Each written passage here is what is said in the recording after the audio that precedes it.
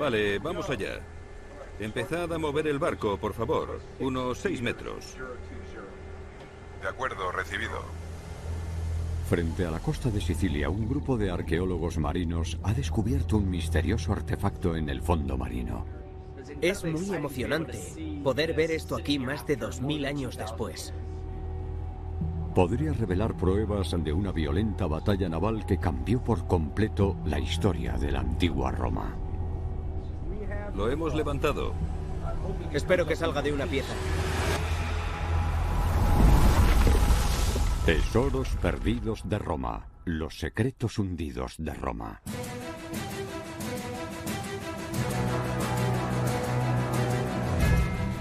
Roma, la ciudad eterna.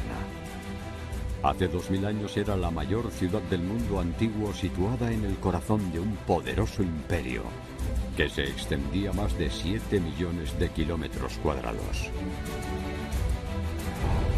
Hoy en día, numerosos equipos de arqueólogos excavan Roma y su imperio en busca de pistas para comprender cómo llegó esta ciudad a dominar gran parte del mundo antiguo. Para mí, como arqueólogo, este sitio es genial, porque aquí se puede ver el crecimiento y auge del Imperio Romano. ¿Cómo logró esta ciudad conquistar toda la península italiana, el mundo mediterráneo y mucho más? Seguimos el trabajo de varios excavadores mientras investigan cómo Roma y sus ciudadanos llevaron a cabo esa increíble expansión de ciudad-estado a imperio. En busca de respuestas, la arqueóloga canadiense Eve McDonald ha venido al corazón de la antigua capital. Este es el Foro Romano, el centro de la ciudad de Roma. Es la esencia más pura de la ciudad que se convirtió en un imperio mundial. Eve lleva estudiando el mundo romano más de 20 años. Los romanos me parecen absolutamente fascinantes. Si no entiendes a los romanos, no entenderás gran parte de la historia del Mediterráneo, ni del mundo. Para encontrar pruebas de los primeros deseos de conquista de Roma, Eve se dirige a una de las estructuras más antiguas de la ciudad, construida en el siglo IV a.C. Aquí tenemos una enorme muralla defensiva. Estas piedras proceden de una cantera que no estaba en la propia ciudad de Roma. Las trajeron desde una ciudad llamada Veles, que no está muy lejos. Está situada en un afluente del río Tíber, pero es un lugar simbólico porque representa una de las primeras conquistas romanas. Desde sus inicios, Roma tuvo sed de guerra y conquista, incluso antes de ser una ciudad poderosa.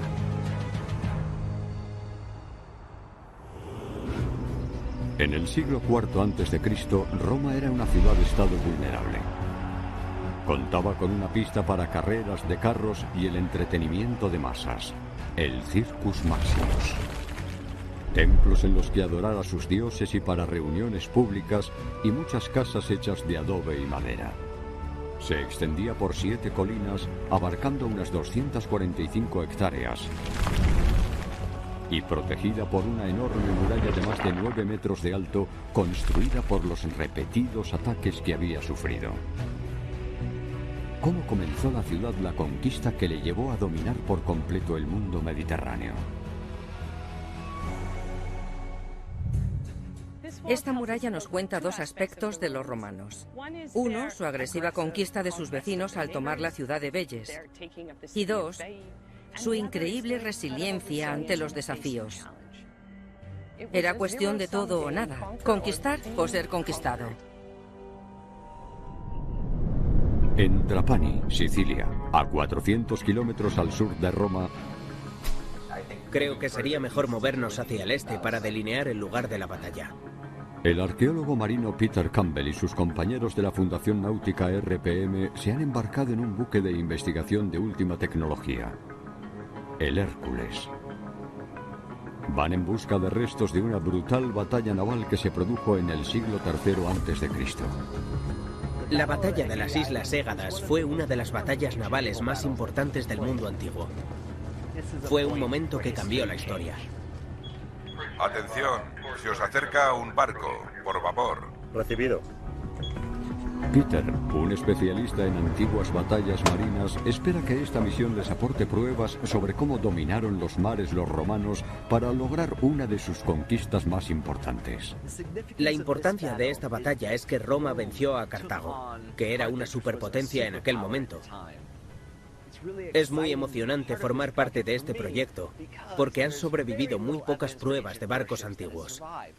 Los antiguos relatos históricos cuentan que la batalla se produjo frente a la costa occidental de Sicilia. Para comprender la magnitud total del enfrentamiento, los investigadores usan tecnología de búsqueda de última generación, incluyendo sonares de barrido lateral que elaboran un mapa del fondo marino. La zona de búsqueda es 5,5 veces más grande que Manhattan. Y nosotros estamos en un buque de investigación a 100 metros sobre el fondo del mar. Es un poco como buscar objetos de menos de 1 metro de anchura desde la parte superior del Empire State Building. Peter y su equipo han identificado anomalías en el fondo marino. Ahora el reto es examinar cada uno de esos objetivos situados a 80 metros de profundidad y descubrir si son restos de la batalla. Estáis llegando al lugar señalado. Los arqueólogos se dirigen a una de las áreas más prometedoras. Recibido. Reduciendo velocidad. Nos quedan 4 metros. Recibido.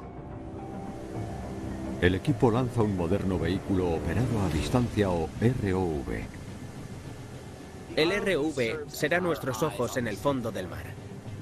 Este tipo de tecnología ha revolucionado la arqueología marítima, ya que permite llegar a tesoros perdidos hace mucho tiempo. Este robot submarino cuenta con una cámara de alta resolución que permite a los arqueólogos analizar de cerca los objetivos. Tras desplegar el ROV con éxito, Peter y su equipo ya pueden examinar cada centímetro de este fondo marino. Si giramos a la izquierda, puede que encontremos algo. Podemos intentar, a ver si vemos algo. Vamos en el rumbo adecuado y a una velocidad óptima. El ROV se mueve con cuidado de objetivo a objetivo. Hay algo ahí, a unos 8 metros de distancia. Creo que es una piedra. ¿Qué pensáis vosotros? Es una piedra. Vale, sigamos avanzando. A por el siguiente. Esto es como buscar una aguja en el pajar más grande del mundo. Lo que intentamos hacer es analizar esta zona con la esperanza de que algo destaque en la pantalla.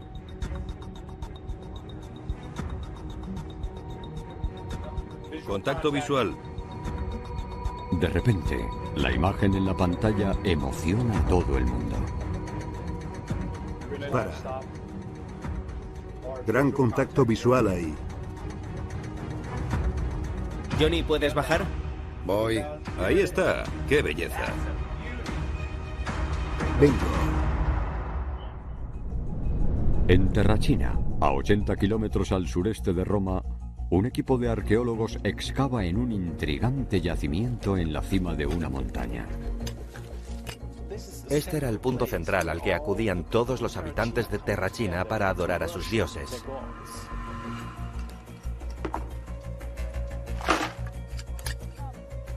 Los arqueólogos Paul Sedin y Francesca Di Osono son los líderes de la excavación. Lo que más me gusta de ser arqueólogo es poder tocar la historia, porque encontramos objetos reales que se pueden tocar. Tenemos mucho trabajo por delante en un paisaje espectacular. Terracina es un asentamiento muy antiguo que data al menos del año 600 a.C. y era uno de los vecinos de Roma. Paul y Francesca esperan que albergue pruebas de las primeras etapas de la expansión romana por la península italiana. Hola chicos, ¿qué tal? ¿Algo especial? Sí, hemos encontrado un lingote. ¿De plomo? Sí. ¿Con una inscripción? Vaya, es algo muy raro de encontrar, algo muy inusual. Sí. Las inscripciones son pistas muy valiosas.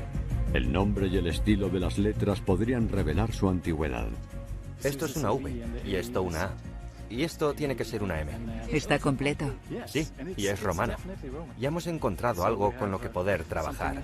Hoy está siendo un día muy emocionante para nosotros. El lingote con inscripciones demuestra la presencia de los romanos en este lugar, pero no explica cuándo llegaron y lo conquistaron. Para confirmar la fecha, los arqueólogos necesitan pruebas mucho más antiguas. Hola chicos, ¿qué tal? Bien. Francesca acude a ver al equipo que está en otra sección del yacimiento. ¿Y los materiales? ¿Qué habéis encontrado? Cerámica y un poco de arcilla negra. Parece cerámica. Sí, guardadla. Cada pequeño fragmento de cerámica que encuentren podría aportar pistas vitales. Para los expertos, mínimas diferencias en su forma y decoración pueden revelar su lugar y fecha de fabricación. Hemos encontrado grandes platos del periodo romano. Creo que del siglo II a.C. Esto formaba parte de una jarra para almacenar comida. Esto es cerámica prerromana, pero es un fragmento muy pequeño. Aún así sabemos que es cerámica prerromana elaborada a mano antes de que los romanos llegaran aquí. La cerámica prerromana se encuentra principalmente en capas arqueológicas más profundas, lo que podría revelar la fecha de la conquista romana. La colonia romana en Terracina comenzó aquí a finales del siglo IV a.C. Desde sus inicios, Roma empezó enfrentándose a sus vecinos y expandiéndose lentamente. En el siglo IV a.C. siguió extendiéndose al sur hacia Terracina y más allá de la bahía de Nápoles.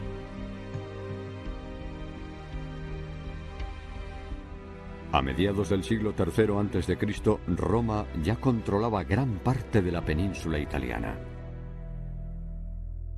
La excavación está siendo muy productiva para Paul y Francesca, pero aún quedan muchos misterios por resolver en esta zona.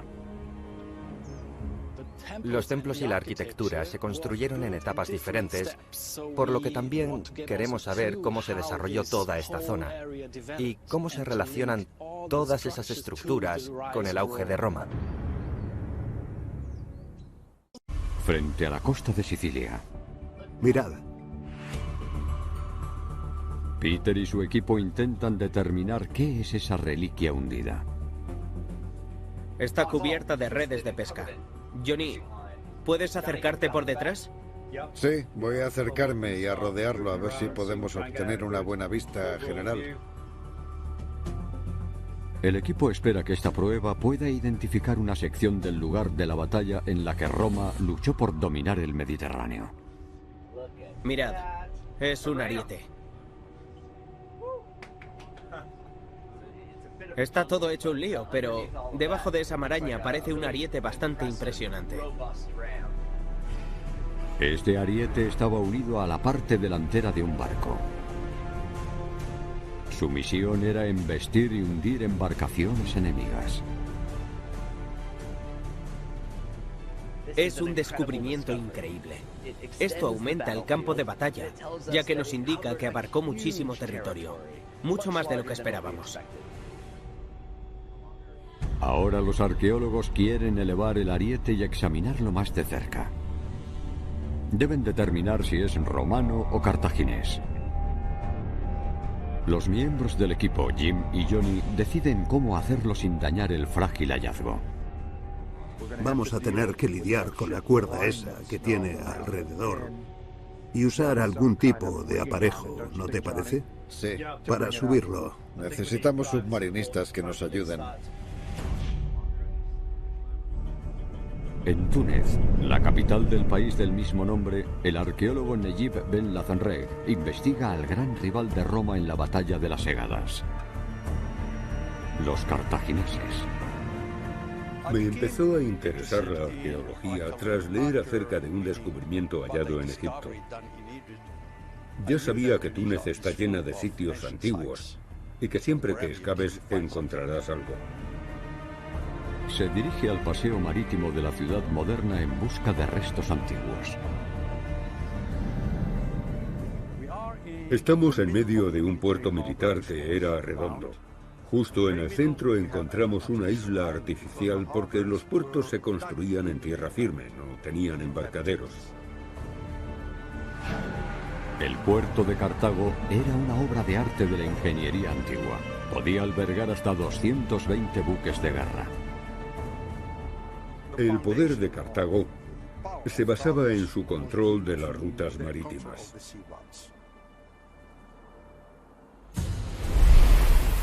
En el siglo III a.C., Cartago era una superpotencia. Su armada le permitía controlar los territorios situados en la costa mediterránea. Luchó contra los griegos más de 300 años para conquistar la parte occidental de Sicilia. En el año 264 a.C., Cartago conquistó el puerto de Mesina en la costa este de la isla, a tan solo 5 kilómetros de los territorios romanos en la península italiana. Presintiendo el peligro, Roma envió tropas y barcos a Sicilia para comenzar una guerra contra Cartago.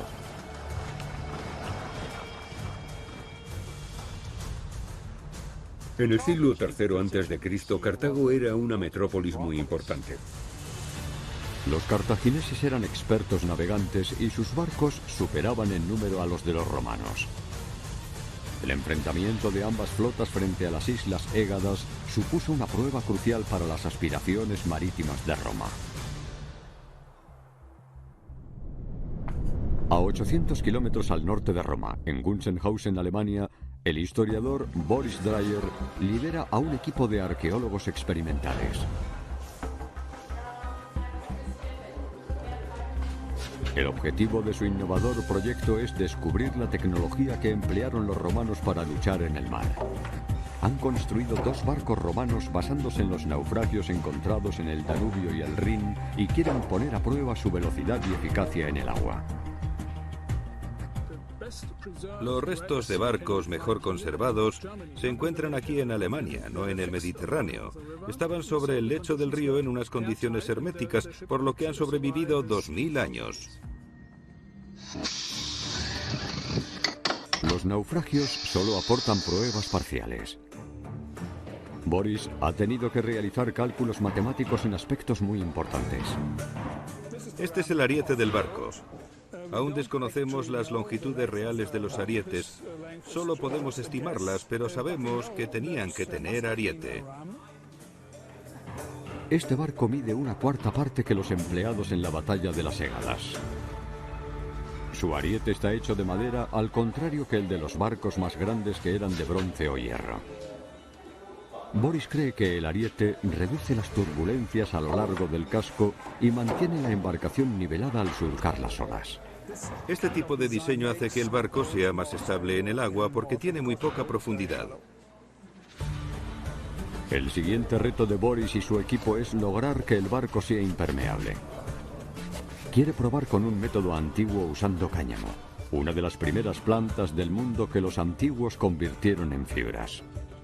El cáñamo es importante para hacer que el espacio entre los tablones sea más denso. Los tablones se presionan los unos a los otros para que no entre agua en el barco. Cuando la madera está húmeda se expande, comprimiendo el cáñamo entre los tablones y sellando el casco. Pero enseguida surgen problemas. Aún quedan unos 20 centímetros. No llego. Parte del cáñamo se ha metido demasiado, dejando un hueco entre los tablones. ¿Dónde está? Sí, exacto. Eso podría poner en peligro su navegabilidad porque los tablones no quedarán unidos. Boris debe asegurarse de rellenar todos los huecos o su barco podría hundirse. En Terracina, Paul se dirige al centro de la ciudad moderna. Aquí hay algunas inscripciones. Se ve una letra I, aquí una V y una S. Es la inscripción de un hombre que seguramente financió el foro. En la inscripción completa se lee Aulus Emilius, un rico ciudadano romano. Este es el foro antiguo y este es el suelo real que había en aquella época. Fueran donde fueran, los romanos como Aulus Emilius reconstruían Roma. Sus nuevos súbditos pronto disfrutaban de los beneficios de vivir bajo el mando romano. Cerca del Foro de Terracina, otra antigua estructura ayuda a explicar por qué los romanos se hicieron con el control de toda Italia. Lo más importante de esta zona es esta carretera. Como podéis ver, viene del norte y se dirige al sur. Esta antigua calzada, la Vía Apia, conecta Terracina directamente con Roma. Es una prueba de las ingeniosas tácticas de control romano. En Roma, a 80 kilómetros al norte de Terracina, Yves examina los restos de esa misma calzada que se aleja de la capital. Este es un ejemplo fantástico de las miles y miles de tumbas de personas que fueron enterradas aquí, porque querían que los que entraban a la ciudad supieran que eran romanos importantes. Estas muchas tumbas de adinerados romanos revelan la importancia de la calzada. Esta es la entrada principal a la ciudad antigua. Yves puede datar la carretera gracias a estos monumentos. Normalmente datamos los retratos del periodo romano gracias al peinado. El peinado de la mujer, que está a la izquierda, es muy similar al corte de pelo que vemos en los retratos de la primera emperatriz romana, Livia, la mujer del emperador Augusto. Creo que esta familia vivió en el siglo I a.C. Las fechas de estas tumbas revelan que en el siglo I a.C. la Vía Apia ya era una de las carreteras más importantes del mundo antiguo. Los romanos empezaron a construirla casi en cuanto comenzaron a expandirse en el siglo IV a.C. La Vía Apia conducía a Terracina por el sur y se extendía hacia el sureste, pasando por Capua y culminando en Brindisi en el 264 a.C.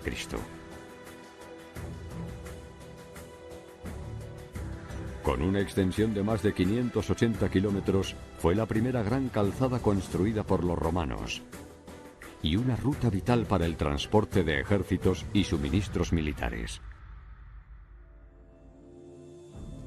Este enorme camino asfaltado de 6 metros de ancho permitió a Roma concentrar rápidamente sus tropas y mantener el control de territorios lejanos. Fue un aspecto clave en la dominación militar de Roma sobre la península italiana. Desde el principio de su historia, Roma tuvo la capacidad de crear infraestructuras gigantes. En el yacimiento de Terracina, Paul y Francesca buscan artefactos para datar los edificios de ese templo y encontrar nuevas pistas sobre la expansión de Roma. Pero su proyecto podría sufrir un parón. Están llegando tormentas a Terracina desde el norte. Es una situación difícil para nosotros, porque estamos en la cima de una montaña, así que estamos expuestos. El año pasado, el equipo se refugió en uno de los antiguos templos durante una tormenta, pero un rayo lo alcanzó. Excavar durante una tormenta es lo más peligroso que podríamos hacer. Todos se marchan corriendo del yacimiento. En Gunzenhausen, Alemania, Boris y su equipo están listos para poner a prueba su réplica de un barco romano. Hola. ¿Qué tal? ¿Preparados para empezar? Sí, preparados. Esperemos que no se hunda.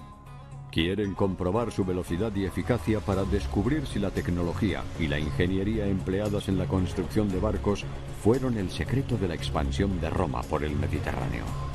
Primero, deben remolcar la embarcación de 2,2 toneladas para sacarla del hangar. Quedan 3 centímetros. Sigue, sigue. Para. Creo que puedes avanzar. Listo. Han tardado un año en construirla, por lo que actúan con mucho cuidado. Sigue recto. Genial, genial. Una vez fuera, Boris da la vuelta al barco y lo acerca lentamente al agua. nadie sabe si funcionará la antigua técnica de impermeabilizar con cáñamo. Existe un riesgo real de que se hunda. Bien, bravo. El barco por fin flota.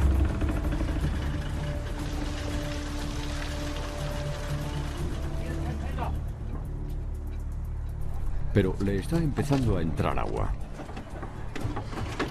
Tenemos que mirar aquí. No está a salvo aún. Está entrando agua, pero no pasa nada. No es una cantidad excesiva. El barco puede contener 7 centímetros de agua en su casco, aunque más sería peligroso. Eso permite que los tablones se expandan y el cáñamo se fije. Vale. ¡Elevadlo! El diseño romano de construcción de barcos está resultando eficaz por ahora. Frente a la costa occidental de Sicilia, los submarinistas han despejado el ariete y le han colocado unas cintas alrededor. Peter y el equipo a bordo del Hércules se preparan para elevarlo. Todos preparados. Vale, ya lo tenemos. Vamos allá. Empezad a mover el barco, por favor. Unos 6 metros. El principal reto es sujetar las cintas a la potente grúa del barco sin dañar el frágil ariete. Vamos con la grúa. Recibido, vamos allá. Primero, el ROV debe agarrar el pesado gancho de la grúa. Dave, vigila el anclaje de la parte izquierda. Vale. No, izquierda. A la izquierda, sí, vale. Bien. ¿Así un poco más? Sí. Después, debe pasar el anclaje de la cinta por el gancho de la grúa. Tienes que girar y venir por aquí.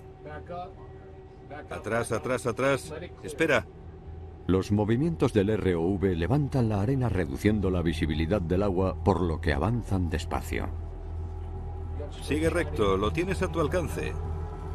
Ya lo tienes. Bien.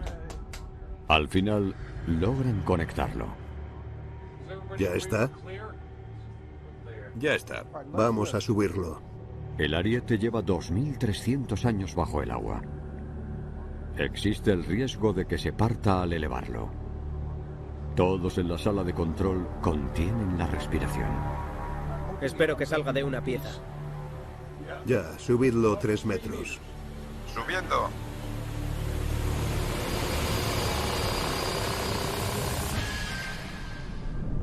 En Gunzenhausen, Alemania, Boris cuenta con la ayuda de 18 estudiantes y voluntarios. Aflojad las cuerdas. Vale. Remos preparados. Bajadlos al agua y a mi señal. Remad. Remad. Remad. Quieren descubrir qué velocidad alcanzaban los barcos romanos y si eran fáciles de maniobrar. Eso podría revelar si la ingeniería le dio a Roma ventaja naval en la guerra. Es el viento. Estamos remando contra el viento. Está siendo muy difícil. ¡Vamos! Los fuertes vientos hacen que el barco se pare. Ya no me siento las manos, pero tenemos que seguir remando. ¡Seguid el ritmo! Los soldados romanos que remaban en batalla necesitaban conservar energía para luchar. Lejos de la costa y con el viento en contra, Boris se encuentra con otro reto. No contamos con una quilla moderna y la única forma de que el viento no nos arrastre es con los timones de la parte trasera. La antigua quilla del barco es plana y solo tiene 33 centímetros de profundidad. El viento viene de un lado y está arrastrando al barco. Con viento, el barco se mueve peligrosamente. Boris intenta dirigir a su equipo para estabilizar el rumbo. Solo remos de estribor. Paremos remos de babor. Remos de estribor. En una batalla, perder el control del barco podría ser letal. Remos de babor. Los almirantes y marineros romanos debían estar extremadamente bien entrenados para navegar con grandes barcos en el mar. De nuevo en el rumbo correcto, el barco comienza rápidamente a ganar velocidad. Creo que el diseño es bastante bueno. Es un barco rápido. La velocidad media de este barco son 6 kilómetros por hora, aunque puede llegar a superar los 12 kilómetros por hora. A esa velocidad, chocar contra otra embarcación con un ariete en la parte delantera podría causar daños catastróficos.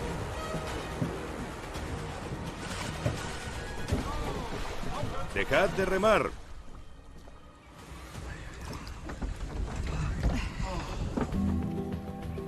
Tras casi 2 horas en el agua, Boris y su equipo vuelven al puerto.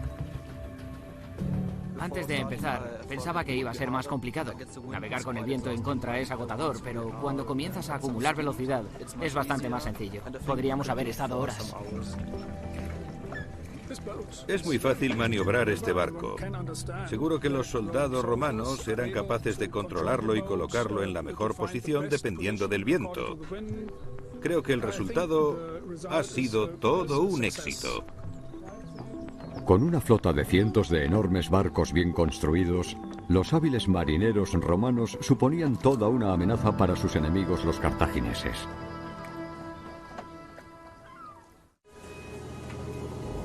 Frente a la costa de Sicilia, por fin van a sacar el ariete del mar. Lo hemos levantado. ¡Cuidado! Está a 20. Sacadlo a la superficie. Todos se han reunido en la cubierta para contemplar el gran momento, incluida la directora de Herencia Cultural Submarina, Valeria Livigny. El pesado ariete logra salir de una pieza.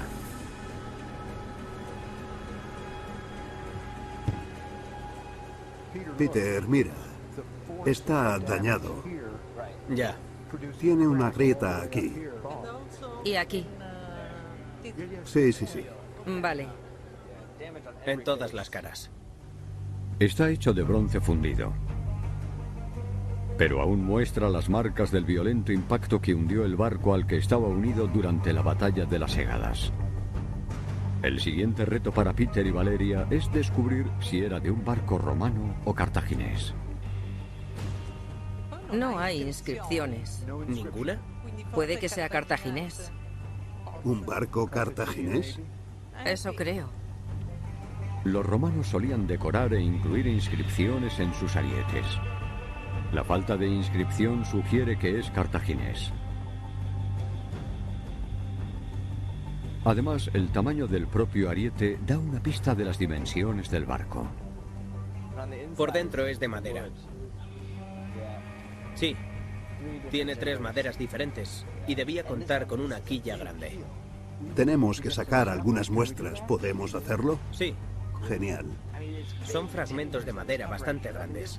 Tenía que ser un barco enorme. El tamaño del barco podría haber supuesto una gran desventaja al ser más difícil de maniobrar. Puede que esa fuera la razón por la que lo embistieron y naufragó. Este barco debió toparse con otro que estaba mucho mejor construido y seguramente se doblara como una lata tras el impacto. Durante siglos, los cartagineses dominaron el Mediterráneo. Los arietes de sus barcos eran armas letales. En el año 241 a.C., en la batalla de las Égadas, sus embarcaciones superaban en número a las romanas, pero eran mucho más pesadas. La armada romana, convertida ya en una digna rival para los cartagineses, redujo sus mástiles y aumentó su velocidad. Le ganaron la partida a los cartagineses embistiendo y hundiendo 50 barcos y logrando una sorprendente victoria.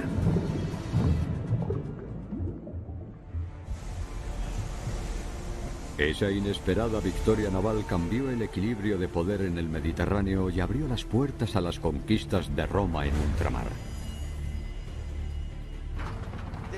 Fue una misión increíble que reescribe lo que sabíamos de la armada romana, la cartaginesa y la historia militar antigua. Esto nos aporta una idea de cómo era estar a bordo de ese tipo de embarcaciones en la antigüedad. El plan de Peter y su equipo en la próxima temporada es volver y peinar el fondo marino en busca de más artefactos para entender mejor esa victoria romana tan determinante.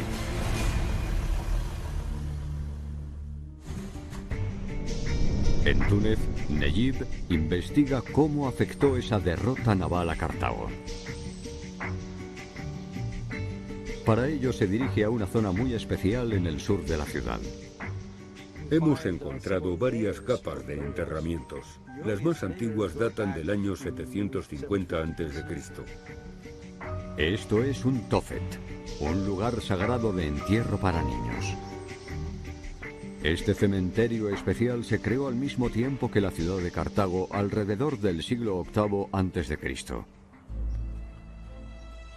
Cada una de estas estelas se colocó junto a una urna que contenía los restos incinerados de un niño. Nejib busca los últimos enterramientos. Datan de mediados del siglo II a.C. Tan solo 100 años después de la batalla de las Égadas, los cartagineses abandonaron su preciado cementerio. El Tofet estuvo operativo mientras lo estuvo la ciudad. La gente vivía en ella y enterraba a sus bebés aquí. El uso de este cementerio cesó con la destrucción de la ciudad de Cartago. Nejib busca más pistas de ese devastador acontecimiento. En una esquina del cementerio encuentra una antigua e inesperada construcción, una cripta. Esto no lo hicieron los cartagineses, porque ellos nunca usaron la bóveda o el arco en sus construcciones. Esto solo puede ser romano. Los romanos construyeron esta cripta y seguramente muchas otras cosas sobre los restos de Cartago. Los romanos construyeron encima su propio cementerio. Eso demuestra que la batalla de las Égadas no supuso el fin de su rivalidad. Unas décadas después de esa batalla marítima surgió un gran guerrero cartaginés, Aníbal, que cruzó los Alpes con elefantes de guerra y causó estragos en Italia durante 15 años. Posteriormente, en el año 204 a.C., el general romano Escipión desplegó su armada por el norte de África, obligando a Aníbal a volver a casa. En una épica batalla, la numerosa caballería romana masacró a la infantería cartaginesa. Cartago firmó una tregua que duró tan solo 50 años, hasta que Roma la invadió y quemó, para luego reconstruirla como su propia ciudad en África. En el siglo II a.C., la expansión de Roma acabó engullendo el imperio cartaginés, abarcando más territorio que nunca.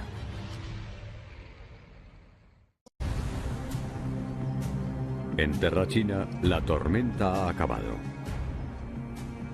Paul debe comprobar los daños que ha provocado en el yacimiento. La tormenta de anoche fue horrible. ¿Qué vamos a hacer? Hoy el suelo está muy húmedo. Creo que lo mejor es analizar la zona en la que no estamos excavando por si encontráramos algo de cerámica. El equipo puede aprovechar ese contratiempo. El oscuro suelo encharcado hace que la pálida cerámica sea mucho más visible. Estamos encontrando muchas cosas, muchas más que en un día normal. El templo que antes se erigía aquí ahora está en ruinas esparcidas por la montaña. Los arqueólogos esperan que todos estos fragmentos de cerámica puedan revelar cuándo lo construyeron los romanos y qué aspecto tenía. Francesca detecta algo inesperado entre los hallazgos. Esto es parte de la decoración del templo, es terracota. Creo que era una flor o algo así. Sí, es increíble. Vaya. ¿Esto formaba parte de la arquitectura? Sí, es decoración temprana. Los romanos usaban terracota para ayudar en la decoración de sus edificios. El estilo de esos fragmentos puede ayudar a señalar la fecha del templo más antiguo del yacimiento. Esto es una teja romana. Se ve por la forma. Era parte del techo. Debe datar del siglo II a.C., más o menos. A partir del siglo II a.C., Los romanos construyeron impresionantes templos aquí. El más grande estaba dedicado a Venus, la diosa del amor, la fertilidad y la victoria. Desde ello se veía todo el puerto comercial de Terracina, y eran una representación visual del poder y la riqueza de Roma. Imaginad que sois un romano de la antigüedad y que estáis en una calle de Terracina, mirando hacia la montaña y veis todos esos templos que crecían, crecían y crecían, como el Imperio Romano en aquella época. Paul cree que este templo se construyó gracias a enormes botines de guerra. Examina un extraordinario y reciente descubrimiento, una cabeza de terracota. Lo que vemos aquí es un fragmento increíble que encontramos hace tan solo 2 días. Paul compara sus características con la descripción establecida de un famoso guerrero. La característica más reconocible es que está girando la cabeza. Aquí se ve. Eso nos indica que está en una posición dinámica, mirando hacia el horizonte. Puede que controlando los ejércitos que estaban bajo su mando. Estamos bastante seguros de que es Alejandro Magno. Alejandro Magno forjó un enorme imperio en el siglo IV a.C. Paul cree que los romanos querían seguir su ejemplo. Alejandro Magno conquistó Oriente hasta la actual India, y en esa época los romanos comenzaron a conquistar el mismo territorio que ya había conquistado antes Alejandro Magno. Esto es un símbolo del poder de Roma en Oriente. Los romanos conquistaron el lugar de nacimiento de Alejandro, Grecia, a mediados del siglo II a.C., al igual que conquistaron Cartago. Esas increíbles victorias consolidaron a Roma como la nueva superpotencia militar del antiguo mundo mediterráneo. Mostraron al hombre que había conquistado el mundo y ahora eran ellos los que lo estaban conquistando.